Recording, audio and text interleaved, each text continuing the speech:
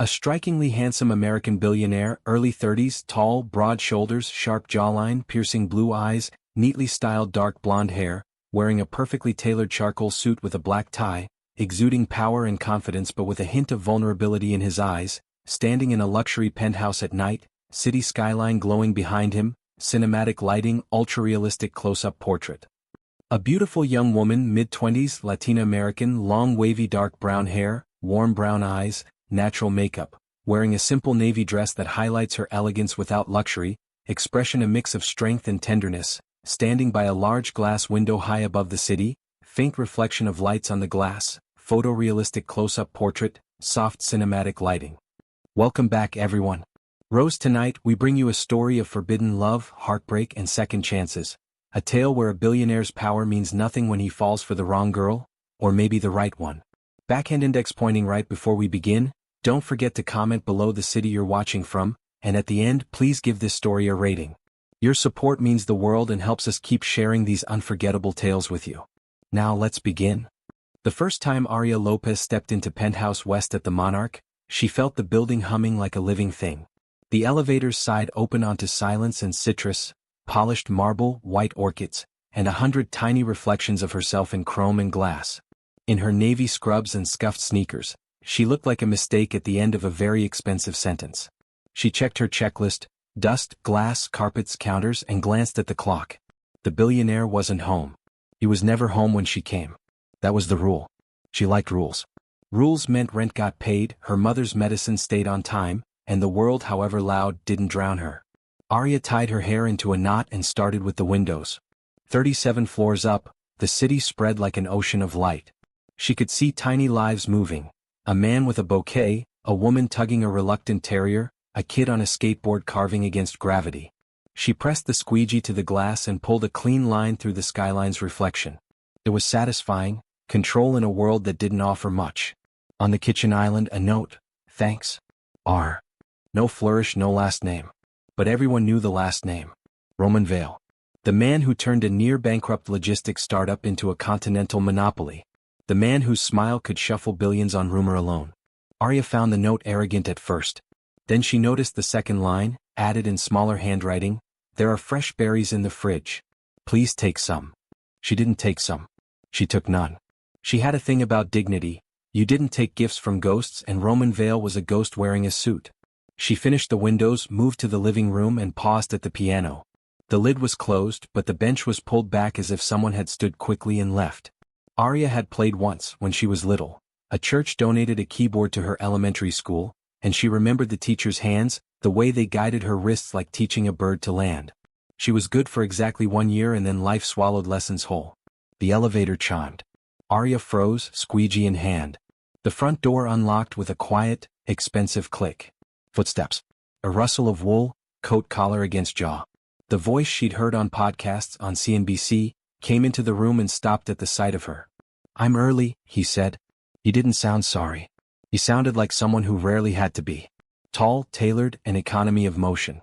Black suit, dark tie, the sort of watch that didn't have numbers. It had confidence. I was just finishing, Aria said, breath steady even as her heart sprinted. She didn't know where to put the squeegee, so she held it like a question mark. He noticed the piano first. Do you play? No. Yes. They said it together. Roman's mouth tilted. Which is it? I did.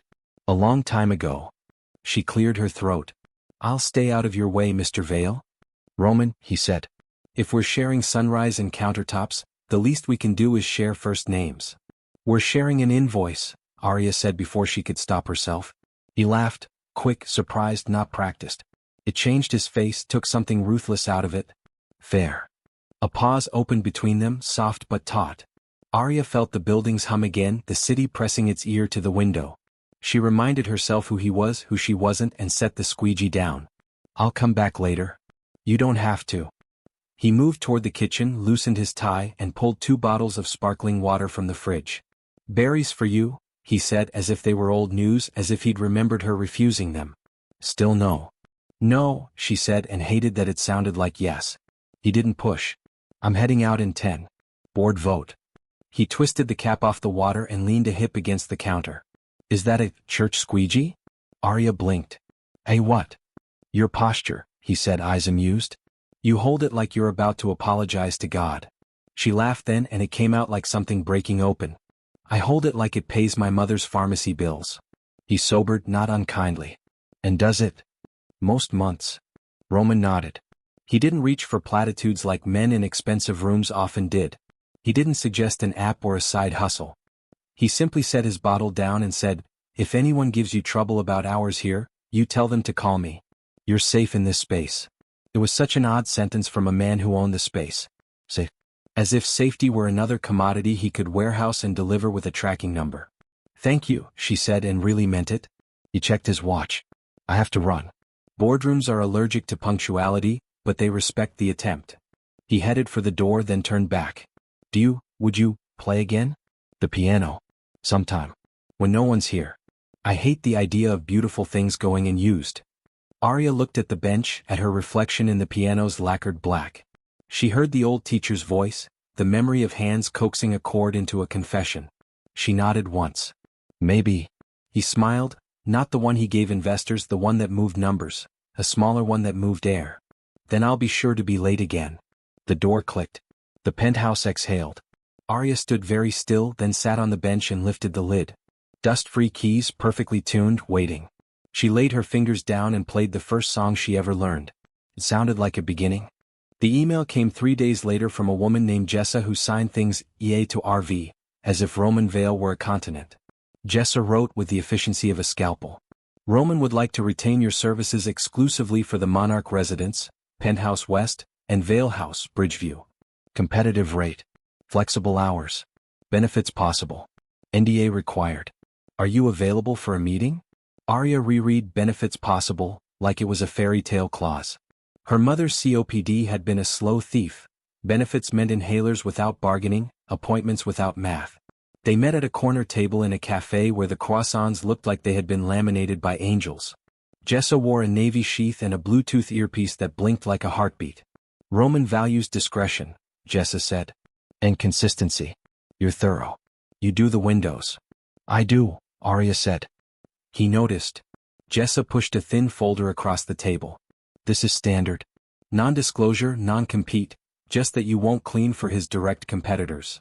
Arya arched an eyebrow. He has competitors in housekeeping? Roman believes every space is a business problem. Control variables, measurable outcomes. Jessa's mouth softened, like the memory of a smile had brushed it recently. But he's also the kindest boss I've had. Arya looked through the contract.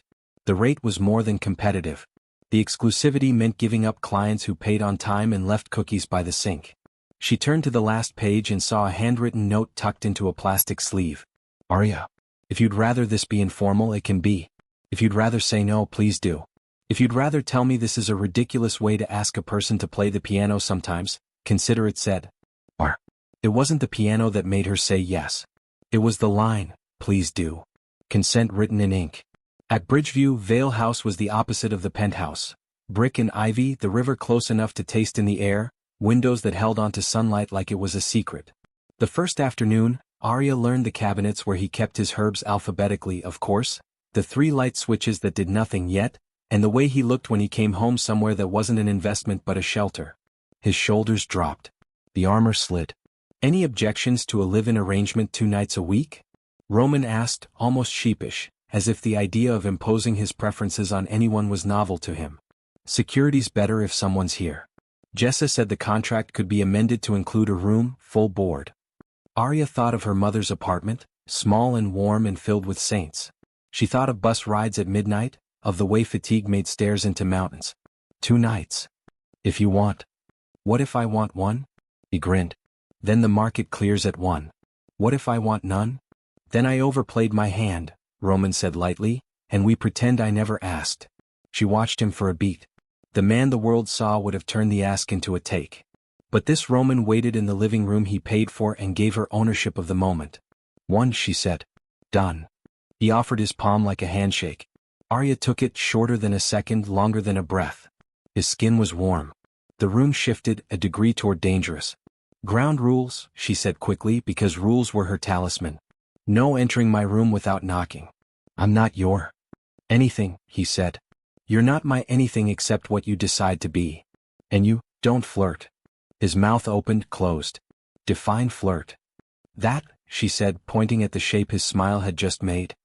He laughed and she added, and no calling me at 3 a.m. to ask where the cinnamon is. Even if I can't find it? You can find it. I can find it, he repeated like a vow. That night, Arya claimed the smallest bedroom, the one that faced the water and had a narrow balcony where vines tried to make friends with the railing. She unpacked a single bag and set her mother's rosary on the bedside table. She told herself it was a job, a window, a piano key. She told herself a lot of things. At dawn, the house woke to rain. Arya made coffee. Roman came in barefoot, in a t-shirt, blonde scruff making him look less like a headline and more like a person who'd lost his razor to time. He leaned on the counter and watched her move as if he were memorizing choreography. Morning, he said, voice rough with sleep. Morning, she returned, trying to sound like she brewed coffee every day for men whose names moved markets. He took the mug she offered, sipped, and closed his eyes. God. I've been drinking negotiations disguised as coffee. This is coffee. Don't flirt, she reminded him, and he laughed into the steam. They sat at the table and pretended to read their screens. He asked about her mother, not as data but as devotion. She asked about the vote, not as gossip but as whether he had to walk through. It's for an acquisition, he said at last. We could connect the last mile, integrate routes no one else can, make shipping almost humane. You talk about trucks like some people talk about art. They both move people, he said simply. One with shapes. One with bread. Something inside her leaned toward him. Something inside him stilled. The rain made lace on the windows. Arya felt the day dividing into the life she had known and the life she was now, with him in it like a silent instrument, held, not yet played. The first headline dropped on a Tuesday, Billionaire's mystery housemate? A blurry photo, Arya carrying groceries up the stone steps of Vale House, hair in a scarf, raincoat too big. Roman's silhouette just inside the door, hand on the frame. Jessa called. Don't look at comments, she said. I mean it. Arya didn't. She looked at the ceiling instead, counted paint strokes until her pulse slowed. Roman arrived 10 minutes later, tie crooked like he put it on in the car. I'm sorry, he said. I should have warned you. They lean over fences. They sell shadows. I'm fine, she lied, then told the truth. I hate that my mother might see it. We'll handle it. He meant it. She could see him moving chess pieces in his head. Spokespeople, takedowns, injunctions. War's workflow. Don't, Arya said softly. Don't make it bigger by fighting it. People will forget me if you let them. He stared as if the possibility had never occurred to him, that the most powerful move was to stand down. All right, he said. We'll forget them first. To reset the world, he proposed dinner, not out, too many eyes, not in, too many rooms, but on the Vale House terrace where the river slid by acting like a clock. He cooked. She sat on the counter with her knees pulled to her chest. They negotiated ground rules like treaty lawyers. No gifts, she said. Define gifts, he said, chopping parsley with competence that suggested either lessons or a lot of lonely practice. Anything I can't afford on a Tuesday. I have no idea what that means. It means nothing that changes my life. He met her gaze and put the knife down. Arya, I have a life-changing habit. I buy solutions. I build exits. I solve until there's no problem left to love. She exhaled. And I don't want to do that to you. Then don't, she said, simple as gravity. As if to prove it, Scarlett lifted her chin and spoke directly to the camera, clear and cool. Open up, Roman. I brought a gift. He hesitated. Arya saw in that pause the 1,000 tiny wars people fought when history arrived uninvited. Then he pressed the release. Scarlett moved like a headline, made for ink, conscious of angles. She swept into the study without waiting to be led. She took in Arya the way a hawk takes in a mouse, entirely and with a plan. Oh, she said. You're busy. We were choosing couches, Roman said deadpan. How a domestic. Scarlett's smile skimmed Arya, then settled on Roman. I came to return something you left at my place. She reached into her bag and dropped a set of keys onto the table. They rang like a small bell. Roman didn't flinch. You could have mailed them. I wanted to see what you're replacing me with. Arya set her shoulders. A couch, she said. Apparently. Scarlett turned fully to her. And you are. Arya, Roman said before she could answer. She manages the house. How biblical. Scarlett's eyes softened in that dangerous way some women wield when they want to cut without being seen bleeding. Careful, darling. Men like Roman can make you feel like the world is finally holding still. It isn't. It never does. Arya opened her mouth, unsure whether she meant to defend him or herself, but Roman stepped in, a line drawn with his body. Scarlet, thank you for the keys. Good night. Scarlet's gaze flicked to their proximity, noted the warmth not yet named, and smiled as if she'd moved a piece on a board only she could see. I'll see you both soon, she said, and left a perfume that made the room smell like a memory you couldn't afford. They stood in the silence her absence made. I'm sorry, Roman said finally. You didn't do anything wrong, Arya replied, though her pulse was drawing its own conclusions. He exhaled. The press will have that photo in an hour. What photo? He tapped the screen, Scarlet in her red coat at his door, Arya a reflection in the glass. A story a stranger could write. Billionaire chooses housekeeper over heiress. A fiction that knew how to sell. Arya looked at the image and felt, for a brief treacherous second, the urge to let it be true. She felt the doorway the world had built, she felt her own foot lift. Rules? She whispered to stop herself from walking through. Roman nodded, and the nod looked like a man refusing rescue for once. Rules? But outside, a headline warmed itself, Scarlet and Inevitable. The Monarch's service elevator was supposed to be invisible. It rattled, squeaked, and smelled faintly of cleaning solvent, a place for staff, deliveries, and lives that stayed out of photographs. But on a Friday night, when the city glowed like molten glass outside, it became the most dangerous square of space Arya had ever entered. She was carrying a stack of freshly laundered towels, balanced precariously, when the doors juttered open. Roman stepped inside, sleeves rolled up, jaw shadowed, tie abandoned in his pocket. He looked less like a billionaire and more like a man trying to breathe. Board meeting ran late? She asked. Board meeting ran wrong, he said, pressing the button for the penthouse. The doors closed, trapping them in a brass coffin that hummed its way upward. Arya adjusted the towels.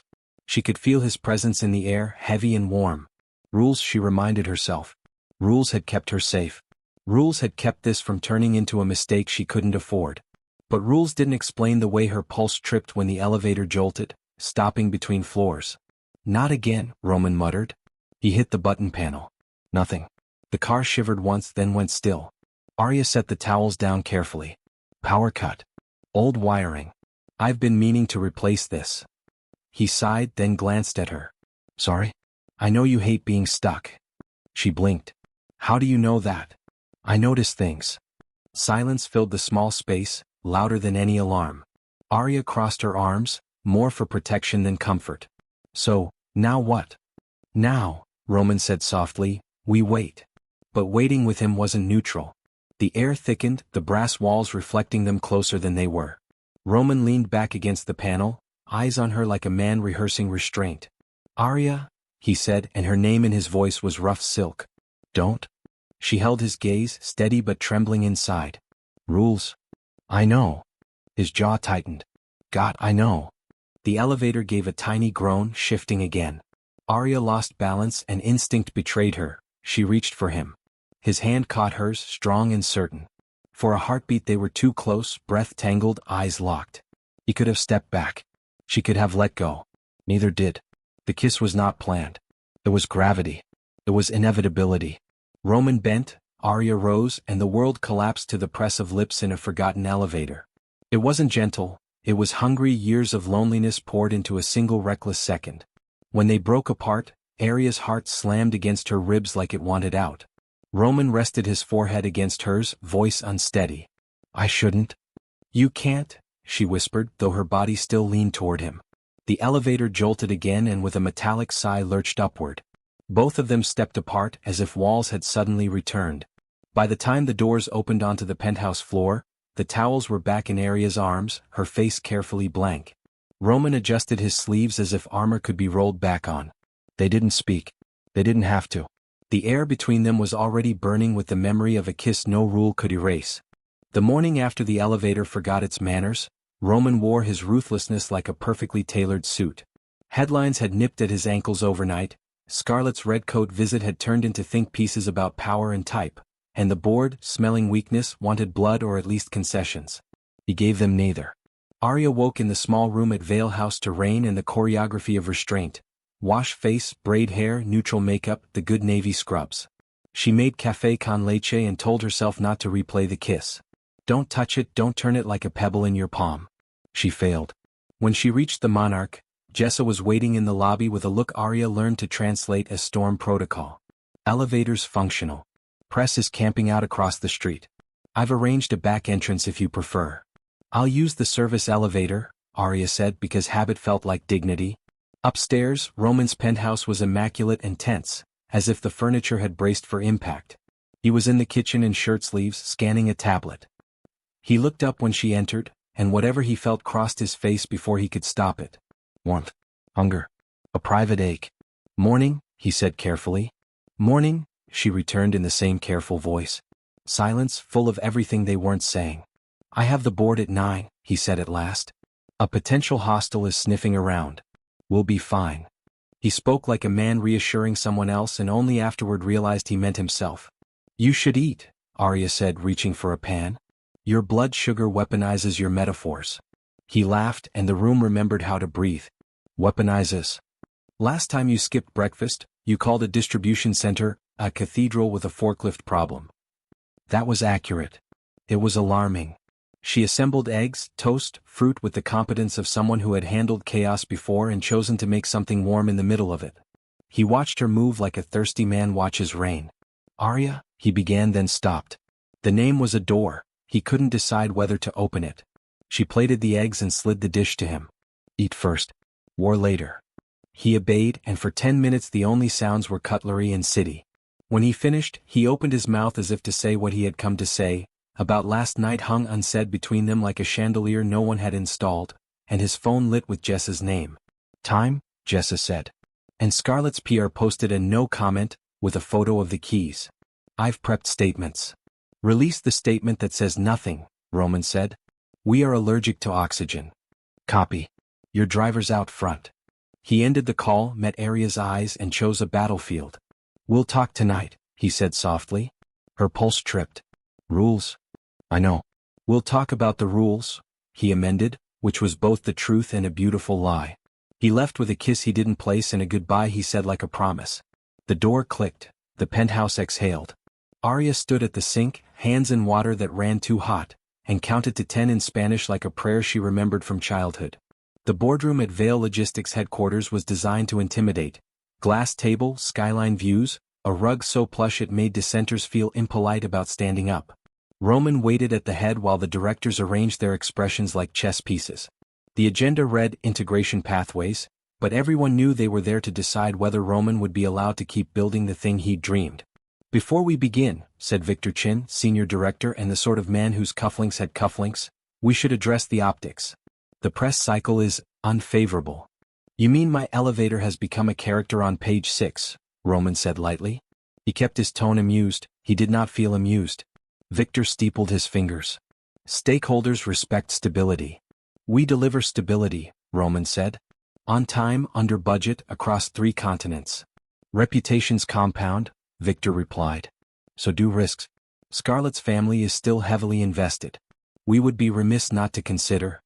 We don't write strategy to appease an ex's cousins, Roman cut in ice over velvet. If you're worried I'll run the company like a romance novel, don't be. I don't run anything like fiction. Across the table, a younger director, Priya Nair, hid a smile behind her pen. Let's talk numbers, she said. Integrating Waypath's routing AI into our last-mile fleet will cut fuel costs by 9%. That survives any headline. Roman felt the room tip a degree back toward reason. He explained the model the way some men recited poetry. Cadence sure, images sharp. Drivers finishing earlier to see their kids, groceries arriving fresh in neighborhoods that had learned to expect the worst versions of everything. He wasn't just selling efficiencies, he was selling mercy that could be measured. They argued for an hour and a half. That expensive kind of arguing where people say, with respect, and sharpen the knife before they hand it to you. In the end, the vote went his way by a margin that would look decisive in a press release and fragile in a diary. As the directors filtered out, Victor lingered. A word, Roman. Roman braced. Victor's voice softened into something like personal history. You were 28 when you first sat at this table. You won every battle because you showed up with better math. He paused. Don't start showing up with worse distractions. Roman surprised them both by answering without a blade. I'm not distracted, Victor. I'm awake. Awake men crash, Victor said. Sleeping men crash companies. Pick your lane. When he was gone, Roman stood alone in a room made of glass and realized he could see his reflection from 5 different angles. In all of them, he looked like a man who discovered a lock he wanted to open with his hands. Back at Vale House that evening, Arya made soup, garlic, chicken, rice, the kind of soup that tells a body it is worth saving. She told herself she was cooking because he would be late and tired. She told herself that if he noticed the cinnamon on the counter she would deny everything. He arrived near 9, jacket off, tie in his pocket again, rain like a signature on his shoulders. He stopped in the doorway and inhaled. That smells like home. And I've never had one. Boardroom wars? She asked. Minor. He set his phone face down, which for him was intimacy verging on scandal. We won. Good. She ladled soup, handed him a spoon and pointed to the table. Sit. Decompress. He did as instructed, and for a few minutes it was just soup and small talk, the news with the edges sanded down. Then his gaze found her hand where it rested on the table, and the edges came back sharp. About last night, he said. She stared at her spoon. It was a mistake. It didn't feel like one. He said it without bravado, without the arrogance most men used when they wanted something. He said it like an apology had learned English and was trying its best to be precise. It felt like falling, she said. I can't afford falls. I don't want you to fall, he said immediately. I want us to, not jump. She huffed a laugh. That's not how cliffs work. Then we build a bridge, he countered, ridiculous and earnest all at once. We set rules that make room for the truth instead of pretending it isn't in the room with us. Her silence was not refusal. It was architecture.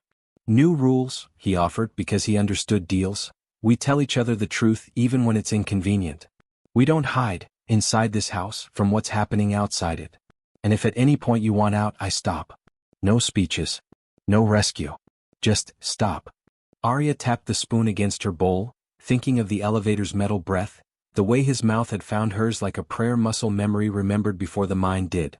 And Scarlet? She's noise, he said instantly, and then seeing the way her face cooled, amended, she's a person I once loved who is now a noisy chapter in my autobiography. She doesn't decide what happens in my kitchen. Good, Arya said lightly, because my kitchen is territorial. He smiled. The room relaxed. After soup, the rain turned serious, drumming the windows like 1,000 small questions. Roman stood to clear the table. She reached for the same bowl. Their hands brushed. Not the jolt of last night, but something steadier, a current they both pretended not to feel and then stopped pretending. Come here, he said softly. Roman, she warned, but she was already moving. He didn't kiss her. He didn't touch her mouth or anything that would set fire to the treaty they just drafted. He stepped close enough that the space between them became a decision, and he placed his palm lightly at the small of her back, an anchor not a demand. Tell me to stop, he murmured. She closed her eyes, felt the heat of his hand through fabric, the hum of the house holding still. Don't move, she said, voice shaking. Just stay. So they stood like that, a man who knew how to conquer and a woman who knew how to survive, practicing a third thing neither had learned, staying. The clock on the oven blinked green. The soup cooled. The rain wrote poems only the river could read. After a long minute she stepped back. We're terrible at rules. We're getting better, he said, and the look in his eyes made the word better mean braver. She washed dishes. He dried. They bumped hips and argued gently about whether spoons should live in the left or right drawer. Domesticity tried on their bodies like a borrowed sweater and, to their horror and delight, fit. When the kitchen gleamed, he walked her down the hall to her door. The old ground rule, no overnights, stood between them like a faithful guard dog wagging its tail. Arya leaned against the frame, the threshold both welcome and wall. Good night, she said. Good night, he echoed, taking one careful step back. She slipped into the room and closed the door. On the other side, Roman stood very still, as if movement would wake something they weren't ready to feed. He exhaled. Bridge, he told the empty hallway. We're building a bridge. In her room, Arya touched the rosary on her nightstand, not to pray for rescue but to steady her courage. She lay down and listened to the rain and the click of his retreating footsteps and the wild animal of her heart settling, slowly, into something that might learn to be held. The next morning brought a ceasefire disguised as routine. Arya gathered laundry and ordered pantry staples. Roman ran 7 miles on the treadmill like a man arguing with gravity and winning on points. Jessa texted a schedule that read 9:30 vendor call, 11 o'clock regulatory, 2 o'clock PR fire watch, and appended a small heart no one would have suspected she used. They were almost normal for 6 hours. At 2:17 p.m. normal died. Jess's voice came through the intercom, taut. Roman, you need to see this. He was in his office. Arya was dusting the piano. They both converged in the living room where the wall screen already carried a breaking chirun. A morning show host smiled with too many teeth as a grainy video rolled. Roman in the service elevator, Arya with the towels, the jolt, his hand at her waist, the moment before the kiss. Not the kiss, but the inhale before the flame. The caption did not bother with nuance. Billionaire and the maid? Exclusive footage. Arya felt the floor unspool. Roman swore softly, a word he rarely wasted. He looked at her, and for once the boardroom general didn't try to fix it first. He reached, took her hand and held it. We'll handle this, he said. She nodded, not trusting her voice. The rules they had tried to build had just been set on fire in public. The bridge held, for now, but the river below was suddenly flood-swollen and loud. New rule, Arya whispered, eyes on the screen where their almost kiss replayed on loop. We don't let them write us. Roman squeezed her hand once. Deal. Outside, cameras gathered like crows. Inside, a man and a woman who had tried very hard not to fall stood shoulder to shoulder, choosing for once to stand. The invitation arrived in a thick envelope sealed with silver wax. Arya found it on the kitchen counter, Roman's name embossed in black. She almost didn't open it, her world wasn't made of wax and embossed letters. But curiosity cracked the seal. Inside, Vail Logistics Annual Gala, benefiting children's health initiatives. Black tie. Arya set it back down. This wasn't her world. She wasn't a guest. When Roman came in, loosening his tie as if he'd wrestled with the day, she gestured to the envelope. You dropped this. He glanced at it. I didn't drop it. I left it for you. Her pulse tripped. For me? You're coming. She laughed, short and incredulous. As what? Your cleaner? They'll love that headline. As my partner, he said simply. The words tilted the room. Partner. Not guest, not employee. Partner. Roman, she began, but he was already crossing to her, his expression softer than she'd ever seen. You stood in that storm yesterday when they broadcast our lives like a soap opera, he said. You didn't flinch. You said we don't let them write us. That means we show up. Together. She shook her head. I don't have a dress. I don't have. You have me, he cut in. And I'll handle the rest. The boutique smelled like champagne and confidence. Arya hated both. Dresses glittered on racks, silks and satins that looked like they belonged to another species. Roman sat in a leather chair like a man who had negotiated billion-dollar mergers but still found this terrifying.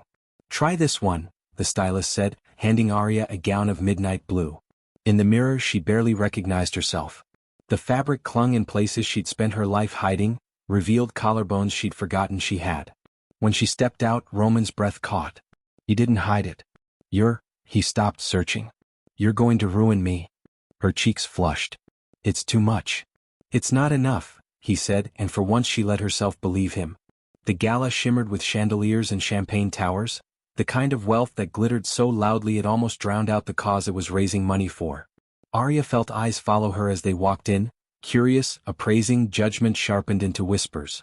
Roman kept her hand in his, steady, unbothered. When they stepped into the main hall, cameras flashed like lightning. He leaned close. Ignore them. Look at me. She did, and the world blurred. Then came the enemy. Scarlet, red lips, red gown, smile like a blade. She appeared beside them with a champagne flute and a photographer in tow. Roman, she purred. And, company. Arya straightened. Arya, she said. Not company. Scarlet's eyes glittered. Of course. I've read so much about you lately. Her smile cut sharper. It's brave really to come here. Headlines and all. Roman's grip tightened on Arya's hand. She belongs here, he said evenly.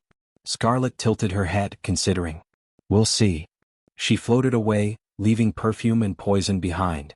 Arya exhaled. She hates me. She hates anyone who doesn't want her story, Roman said. Let her hate. Later, as the auctioneer raised millions for children's hospitals, Arya stood on the balcony for air. The city glowed below, indifferent and eternal. Roman joined her, jacket off, his shirt sleeves brushing her bare arm. You were extraordinary tonight, he said. I was terrified. Exactly. Extraordinary. The balcony light painted him softer, almost human. He reached for her hand not as a claim but as an anchor. For a moment there was no gala, no cameras, no enemies. Just two people on a balcony, the city listening like a secret keeper. Arya whispered, "We can't keep this up." Roman's voice was steady. "Then let's stop pretending we're not already in it." And before she could argue, before the night could remind them of rules, he kissed her. This time not hidden in a service elevator, not stolen in silence but claimed under the stars. The applause from inside spilled out onto the balcony. But the only sound that mattered was the wild, steady rhythm of two hearts finally refusing to be quiet. The morning after the gala, headlines blazed brighter than the chandeliers had. Billionaire unveils new love at gala. Roman Vale and his maid turn muse. The press feasted, dissecting her dress, her hair, even the way she laughed at something Roman whispered. Arya sat at the kitchen counter, scrolling through her phone until her thumb ached. She told herself not to read the comments. She read them anyway. Gold digger. Cinderella. Housekeeper fantasy. Each word chipped at the fragile armor she had built. Roman entered, tie loose, coffee in hand. He saw her face and immediately knew. "You looked anyway," he said gently. "They think I'm—" "They think," he interrupted. "That's their job. Ours is to live." But his eyes carried shadows. He hated that she bled for words strangers threw like darts. That night, when the world finally gave them silence, Arya made tea while Roman worked through numbers at the dining table. The house was warm, filled with the hum of something new. Not just attraction, not just danger, but companionship. She poured his tea into a paper cup. The porcelain set was in the dishwasher, and on impulse she tore a thin strip from the cup's rolled edge. She twisted it, bent it into a crude little circle and set it beside his laptop. He looked up, puzzled. "What's this?" "A paper ring," she said lightly. "The cheapest jewelry you'll ever give me." He studied it, then her. "You think I'd give you cheap?" "I think," she said carefully, "you're used to solving everything with diamonds. And I don't want diamonds. I want—" She trailed off, afraid of the honesty waiting in her chest. "What?" he pressed, voice softer now. "Something that's just ours. Not theirs. Not for cameras. Just real." Roman picked up the paper ring, turned it slowly in his fingers. Then, without a word, he slid it onto her hand. It fit crooked, the seam jagged. But when his thumb brushed over it, her heart clenched as if it were gold. "I've signed billion-dollar contracts," he said, "and none of them felt like this." Arya swallowed hard. "It's not a promise." "It's better," he whispered. "It's a beginning." Days blurred. Between meetings and meals, laughter threaded itself into the rooms. They had in-jokes about the broken hallway lamp, rituals with midnight snacks, silent conversations across crowded spaces. The paper ring stayed on her finger like a secret flame. But secrets never stayed secret long. One afternoon, Scarlett's face filled a tabloid site again. She was photographed at a jewelry store, lips curved in triumph. The headline read, "Scarlett shopping for a ring?" A message to Roman Vale. Arya saw it while waiting for laundry to finish spinning. Her chest tightened. Scarlett was playing the game louder now, dragging rings into the spotlight like weapons. When Roman came home, Arya held up her paper ring. "This doesn't stand a chance against that," she said quietly. Roman stepped forward, eyes blazing. "Arya, this isn't a fight. There is no contest. She's noise. He broke off, searching. "You're the only part that feels true." Her throat ached. "Then why does it hurt so much to see her win the story?" He touched her cheek, gentle. "Because you care more about the truth than the story. And that's why I can't lose you." That night, while the city roared outside, Arya woke to find Roman sitting at the piano. He wasn't playing, just staring at the keys like they were choices he couldn't make. She patted over, paper ring still on her hand, and sat beside him. "Play something." He shook his head. "Not without you." So she pressed a key, then another, until a fragile melody filled the dark. He joined in, clumsy but willing.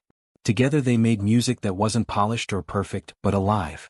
When the last note faded, Roman turned to her. "We'll keep it ours," he said. "Paper rings. Paper promises. Until the world learns to mind its own business." She leaned her head on his shoulder. The paper ring scratched her skin, realer than any diamond. For the first time she let herself believe they might build something no headline could buy, or break. It began with a folder on Roman's desk. Thick, stamped, locked with the kind of corporate tape that warned, classified, dangerous, world-shaking. Arya wasn't snooping. She was dusting the study when she saw his name scrawled across the tab in Roman's hurried hand. Project Helios. The word felt heavy, like it shouldn't be spoken aloud. Roman entered before she could step away. His eyes landed on the folder, then on her. For a moment he looked like a man caught in a storm with no umbrella. "You weren't supposed to see that," he said quietly. "I didn't," she answered too quickly. He sighed, loosened his tie, and closed the folder with a careful hand. "Arya, I've built things in secret before. But this isn't just business. It's bigger." "Bigger how?" she asked. "Bigger than money. Bigger than me." He hesitated, then sat down. "Helios is a merger. Not public. Not even rumored. If it leaks, stock markets burn. If it succeeds, we'll control distribution on 3 continents. And if it fails," he trailed off, his jaw tight. "If it fails, it'll be because someone made it fail." Arya sank into the chair opposite him. "And Scarlett? She knows something," he admitted. "She's not guessing anymore. That jewelry stunt? It was a distraction. She's trying to keep me reactive while someone else hunts for Helios." Arya's pulse quickened. "Why tell me this?" "Because you're the only person I trust." His voice cracked at the edges, the weight of a confession too long carried. "Even Jessa doesn't know all of it. But you, Arya, you've never asked me for anything. You've never wanted anything but the truth. And if I don't give you that, I'll lose you before I've even earned you." Her throat tightened. "Roman, I'm not built for secrets this size. I clean windows, I fold towels. You keep me human," he cut in. "And without that, Helios doesn't matter." Silence stretched, filled with fear and tenderness and something more dangerous, belief. Days turned restless. Men in suits lingered outside the building too long. Anonymous emails hit Roman's inbox. And Scarlett, always smiling in red, seemed to know every angle the press would take before it landed. One evening, Arya came home to find Roman pacing the terrace, hair disheveled, phone buzzing in his hand. "What is it?" she asked. He showed her the screen. A single text from an unknown number. "Nice maid. Shame if she became the story that cost you Helios." Arya's stomach dropped. "They're threatening me? They're threatening me through you?" His jaw set. "That's worse. Roman." "No," his voice was fierce, almost broken. "I can lose the deal. I can lose the company. I cannot lose you." Her heart trembled at the rawness in his words. She reached for him, resting her palm on his chest where his heart hammered like a fist. "Then don't fight this alone." He covered her hand with his. "Stay close. Promise me. If anything feels wrong."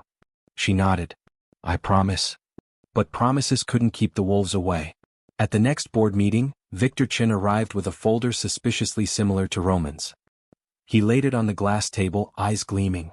"Interesting, isn't it? Someone's already leaked Helios." Roman's blood went cold. "From where?" Victor's smirk was answer enough. Someone inside Veil Logistics was selling secrets. Roman clenched his jaw. "Find them." Victor leaned back. "Maybe I already have." His gaze flicked, deliberate, to the photo in his folder, grainy, tabloid-sourced. Arya entering Veil House, paper cup in hand. "This has nothing to do with her," Roman snapped, heat rising. Victor only shrugged. "Perception is reality, Roman. And right now, perception says you're distracted. Dangerous. And maybe compromised." That night, Roman slammed the study door harder than he meant to. Arya, waiting on the sofa, startled. "They're coming for you," he said. "They think you're leverage. They think you're a liability." Her chest tightened. "Then let me go." The word stabbed him. "No. Roman. No." His voice broke, raw, desperate. "I built this empire to control everything. But I can't control this. I can't control how much I need you." Arya rose slowly, crossed the room, and cupped his face in her hands. His skin was warm, trembling under her touch. "Then stop trying. Stop controlling. Just let yourself need." He closed his eyes, leaned into her touch, and for the first time in years, Roman Veil let someone hold him without armor. Outside, the city lights burned bright, unaware that inside a penthouse, a billionaire's most dangerous secret wasn't Helios. It was her. But secrets never stayed secret long. One afternoon, Scarlett's face filled a tabloid site again. She was photographed at a jewelry store, lips curved in triumph. The headline read, "Scarlett shopping for a ring?" A message to Roman Veil. Arya saw it while waiting for laundry to finish spinning. Her chest tightened. Scarlett was playing the game louder now, dragging rings into the spotlight like weapons. When Roman came home, Arya held up her paper ring. "This doesn't stand a chance against that," she said quietly. Roman stepped forward, eyes blazing. Arya, this isn't a fight. There is no contest. She's noise. He broke off, searching. You're the only part that feels true. Her throat ached. Then why does it hurt so much to see her win the story? He touched her cheek, gentle. Because you care more about the truth than the story. And that's why I can't lose you. That night, while the city roared outside, Arya woke to find Roman sitting at the piano. He wasn't playing, just staring at the keys like they were choices he couldn't make. She patted over, paper ring still on her hand, and sat beside him. Play something. He shook his head. Not without you. So she pressed a key, then another, until a fragile melody filled the dark. He joined in, clumsy but willing. Together they made music that wasn't polished or perfect, but alive. When the last note faded, Roman turned to her. We'll keep it ours, he said. Paper rings. Paper promises. Until the world learns to mind its own business. She leaned her head on his shoulder. The paper ring scratched her skin, realer than any diamond. For the first time she let herself believe they might build something no headline could buy, or break. It began with a folder on Roman's desk. Thick, stamped, locked with the kind of corporate tape that warned, classified, dangerous, world-shaking. Arya wasn't snooping. She was dusting the study when she saw his name scrawled across the tab in Roman's hurried hand. Project Helios. The word felt heavy, like it shouldn't be spoken aloud.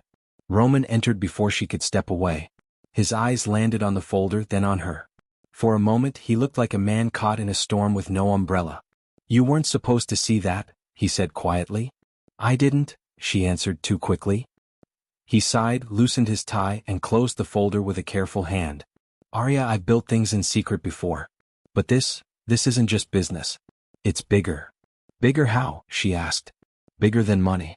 Bigger than me. He hesitated, then sat down. Helios is a merger. Not public. Not even rumored. If it leaks, stock markets burn. If it succeeds, we'll control distribution on 3 continents. And if it fails, he trailed off, his jaw tight. If it fails, it'll be because someone made it fail. Arya sank into the chair opposite him. And Scarlett? She knows something, he admitted. She's not guessing anymore. That jewelry stunt? It was a distraction. She's trying to keep me reactive while someone else hunts for Helios. Arya's pulse quickened. Why tell me this? Because you're the only person I trust. His voice cracked at the edges, the weight of a confession too long carried. Even Jessa doesn't know all of it. But you, Arya, you've never asked me for anything. You've never wanted anything but the truth. And if I don't give you that, I'll lose you before I've even earned you. Her throat tightened. Roman, I'm not built for secrets this size. I clean windows, I fold towels. You keep me human, he cut in. And without that, Helios doesn't matter. Silence stretched, filled with fear and tenderness and something more dangerous, belief. Days turned restless. Men in suits lingered outside the building too long. Anonymous emails hit Roman's inbox. And Scarlett, always smiling in red, seemed to know every angle the press would take before it landed. One evening, Arya came home to find Roman pacing the terrace, hair disheveled, phone buzzing in his hand. What is it? She asked. He showed her the screen. A single text from an unknown number. Nice maid. Shame if she became the story that cost you Helios. Arya's stomach dropped. They're threatening me? They're threatening me through you? His jaw set. That's worse. Roman. No, his voice was fierce, almost broken. I can lose the deal. I can lose the company. I cannot lose you. Her heart trembled at the rawness in his words. She reached for him, resting her palm on his chest where his heart hammered like a fist. Then don't fight this alone. He covered her hand with his. Stay close. Promise me. If anything feels wrong. She nodded. I promise. But promises couldn't keep the wolves away. At the next board meeting, Victor Chin arrived with a folder suspiciously similar to Roman's.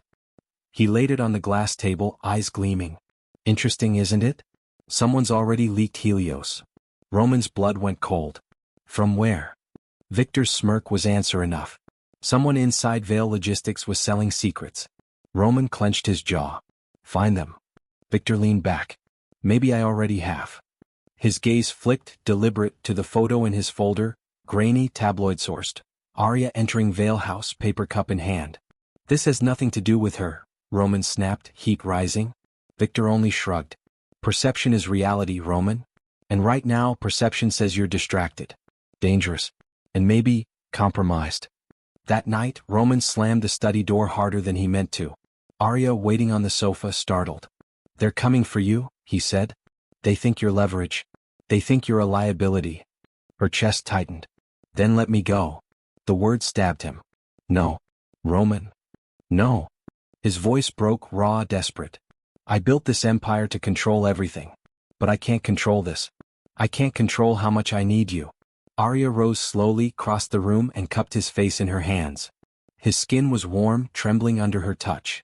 "Then stop trying. Stop controlling. Just let yourself need."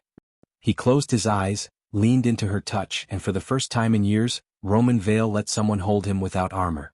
Outside, the city lights burned bright, unaware that inside a penthouse, a billionaire's most dangerous secret wasn't Helios. It was her. The emergency board meeting was set for 9 a.m. on a Thursday, the sort of day that felt designed for verdicts. Rain hammered the city as if the sky were trying to erase it and begin again. Roman put on a charcoal suit like armor. Arya laced her boots like a soldier and tucked fear into her pocket. "Ready?" he asked. "No," she said honestly and slid her hand into his. "But I'm with you." They arrived to find the conference floor swarming with lawyers, assistants, and board members who smelled opportunity like ozone before lightning. Victor Chin stood at the window, a man practicing triumph. Scarlett, impossibly, was leaning against the credenza talking to a reporter into a phone she slid into her clutch when she saw them. Victor spread his hands. At last. The groom and his governance problem. Arya felt Roman tense. She squeezed his fingers once. "Bridge." He exhaled, nodded. "Let's begin." They sat. Jessa took a chair along the wall, uninvited by custom, immovable by loyalty. Priya Nair clicked her pen and aligned her notes. The general counsel cleared his throat. "We're here to discuss 3 items: alleged non-disclosure of a material relationship, potential exposure regarding Project Helios, and the board's motion to enact the breakup clause per Section 14. Victor smiled with most of his teeth. "And to restore confidence by transitioning leadership." Roman folded his hands. "Then we start with confidence. I haven't hidden anything. I married Arya Lopez 3 weeks ago. My personal life belongs to me, but my integrity belongs to this company. It remains intact." A murmur. A scoff from someone who had forgotten how to listen. Victor slid a slim folder across the table. "Integrity? Then how do you explain leaks from your own residence? Tabloids with photos of confidential materials? The service elevator footage. Your wife compromises our security by merely existing inside your perimeter." Before Roman could answer, Jessa stood. No one told her to sit. "We audited the security footage time-stamps the night the service video surfaced," she said evenly. "The feed was accessed from a remote maintenance account no one on staff controls. That credential belongs to a third-party contractor engaged by facilities, not by the CEO's office." She clicked a remote. The screen lit with logs, access times, IP addresses, a neat breadcrumb trail that would have bored everyone if it weren't about to draw blood. Arya felt her pulse steady. Jessa had done more than bring coffee, she'd come armed. "Follow the IP," Priya said, leaning in.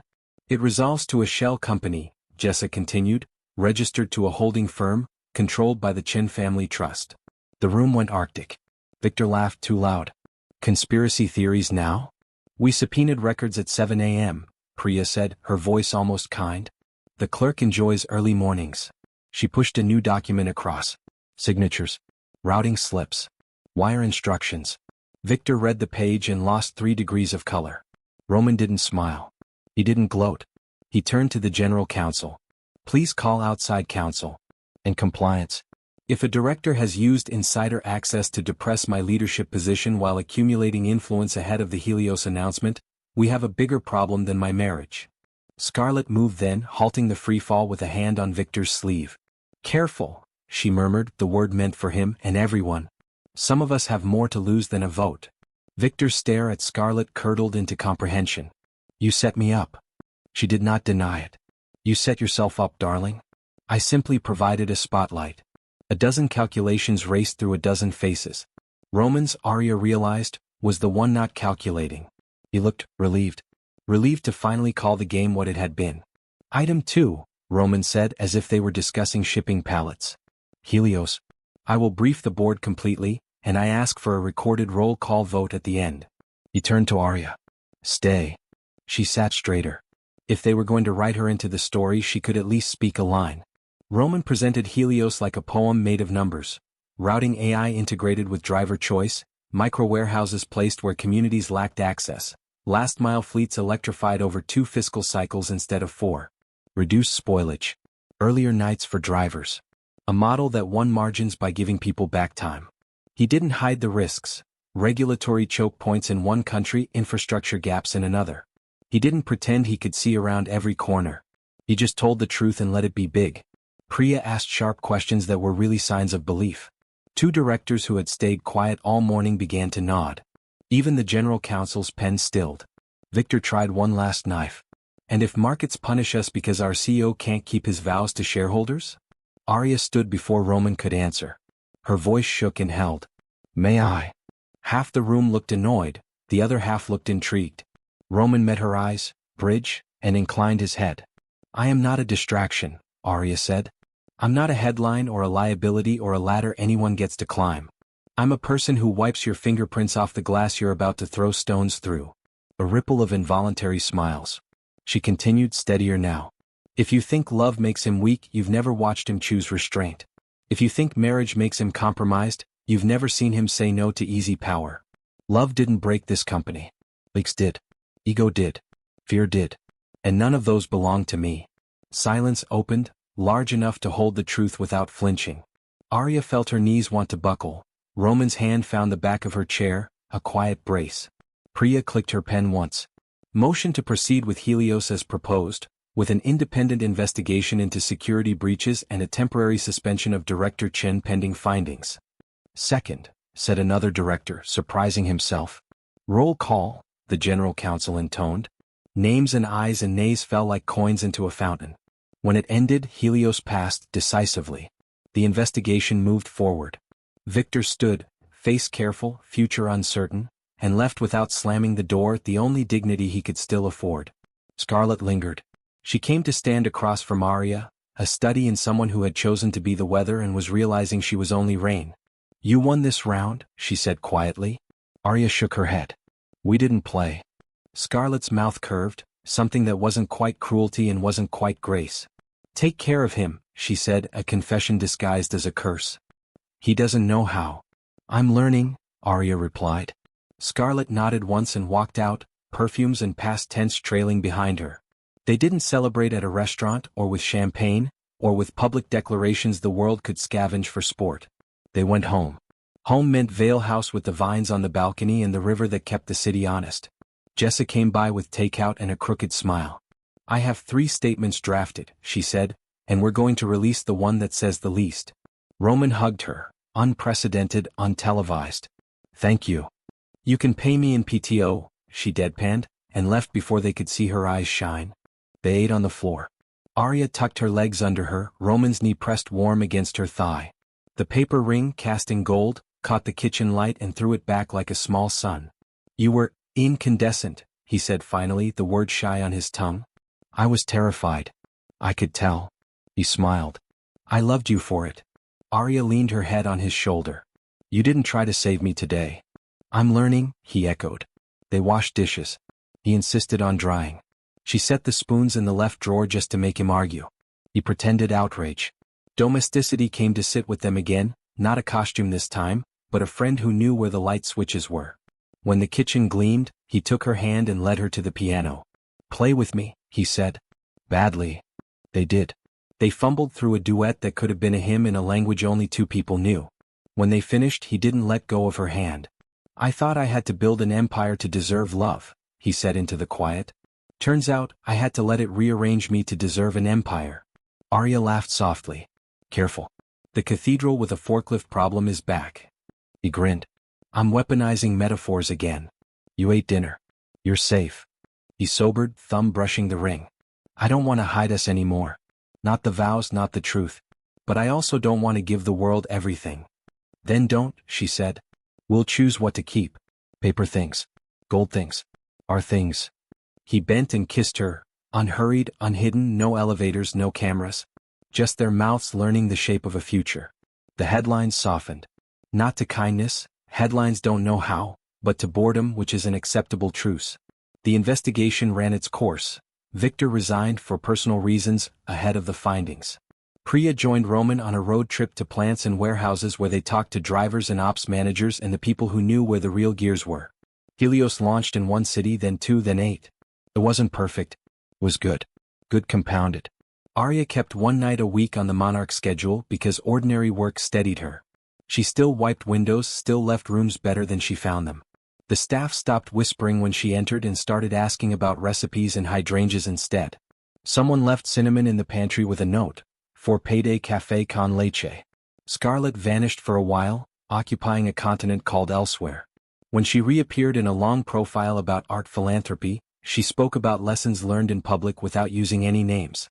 Arya read it on her lunch break and felt something like peace. Not friendship. Not even forgiveness. Just an end to a chapter that had needed one. On a Sunday, Roman took Arya to see a building the company had bought back when secrecy was sport. It was a grim old depot by the river, brick bones good under the grime. "What is it?" she asked, stepping around puddles that held skylight like mercury. "A warehouse," he said. "And a community center. And a job training hub. And a daycare with a slide that will make insurance nervous. And a rooftop garden where I will grow tragic tomatoes." She smiled. All at once. Eventually. He looked bashful, a word no one had ever assigned to him. "I want to build places that give time back. Not just because the routes are smarter, because the rooms are kinder." He gestured around them. "I want to build with you." She walked to the center of the dusty floor and spun once, laughing. "Then let's measure the light." They did. They stood with a tape and a notebook and counted windows and argued about where the coffee should go and left covered in dust and future. That night, on the terrace, Arya rested her head on Roman's shoulder while the river shouldered the city toward morning. "Do you ever miss the man who thought he could stop time?" she asked. He considered. "No. I miss the sleep sometimes. But I don't miss being alone in a room full of trophies." "We don't have trophies," she said. "We have spoons in the wrong drawer. We have a paper ring." "In gold," she corrected. "Crooked on purpose." He kissed her temple. "On purpose," he murmured. The sky turned the color of a secret told to someone who kept it. The house hummed like a living thing. They didn't promise each other forever. They promised breakfast and rain checks and bridges. They promised to choose truth over story when they could, each other over fear when they must. Love didn't fix the world. It made a world they could live in. Wealth didn't vanish. It became a tool that built rooms with more doors. When the first star broke the gray, Roman whispered, "One more rule." Arya smiled against his shoulder. "Oh no. Only this," he said. "We love beyond power. We love like paper rings, fragile, brave ours." She laced their fingers together, ring warm between them. "Deal." And the city, gossiping river and all, kept their secret the way good cities do, by surrounding it with 1,000 other stories and letting this one be exactly what it wanted, 2 people who refused to be written by anyone else.